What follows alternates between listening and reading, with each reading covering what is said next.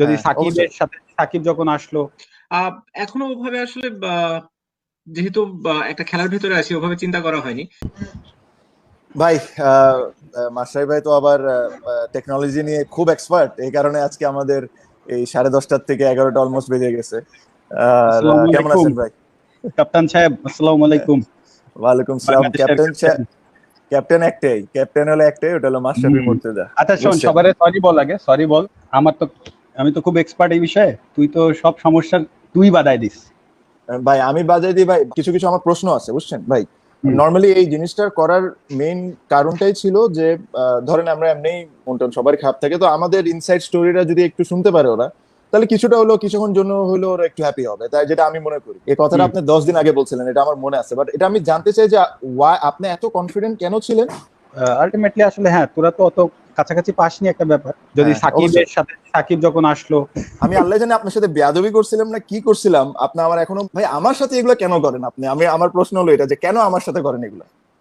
তোর সাথে না, আজব ব্যাপার। তোর সাথে আমার দেখতে হবে, তোর সাথে আমার লাইফে ডিসএগ্রি মনে হয় আমার সাথে তোর যত হয়েছে, আমার মনে হয় পৃথিবীর আর কারোর সাথে হয়নি। প্রত্যেকটা বিষয় নিয়ে তোর সাথে আমার ডিসএগ্রি হবে, but we always been a good friend. হ্যাঁ, এবং আমি যেটাই তোরে বলি মন থেকে বলি, এবং কিন্তু বাট আমি সবসময় মানে টিমের জন্যই বলি। খালি তোর জন্য বললে তো সেটা সেলফিশ এর মতো হয়ে যাবে। আমি টিমের জন্য হলো চেয়েছি যে তুই সবসময় রান কর, কারণ তুই টিমের মোস্ট স্টাবলিশড ব্যাটসম্যান, টিমের সব থেকে সিনিয়র ওপেনার যারা আছে তাদের ভিতর তুই সিনিয়র, সবকিছু মিলে। আর ওইগুলোতে কোনো ফাজলিমি করি, ফাজলিমি তোর সাথে ফাইজলামি কি ভাই? তার মানে 6 মাস 3 দিন কেন হইলো আমার? এরপরে তুই শোন, এরপরে তোর আমি বলে রাখতেছি, ইনশাল্লাহ আল্লাহ যদি চায় তুই দেখবি যে অনেক রান করতেছিস। কারণ তোর তোর সব থেকে একটা জিনিস খারাপ লাগতো, আমি তোকে সবসময় বলতাম যে তুই কেন ক্যাপ্টেন্সি করবি না। কেন?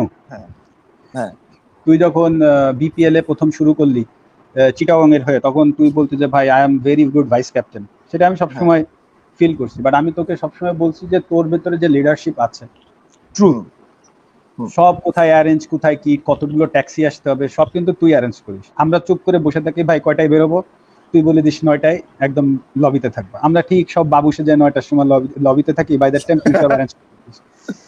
সো তোর ভেতরে সব লিডারশিপ আছে। আমার কথা হচ্ছে তুই কেন নিতে পারবি না? এটা তো বাংলাদেশ ক্রিকেটের জন্য ভালো। তোকে ক্রিকেট বোর্ড দিক আর না দিক, ইটস ডাজন্ট ম্যাটার, এটা ক্রিকেট বোর্ডের ব্যাপার। কিন্তু লং তোকে দিয়েছে, তুই সুন্দরভাবে গ্রহণ করবি না এটা হয় না।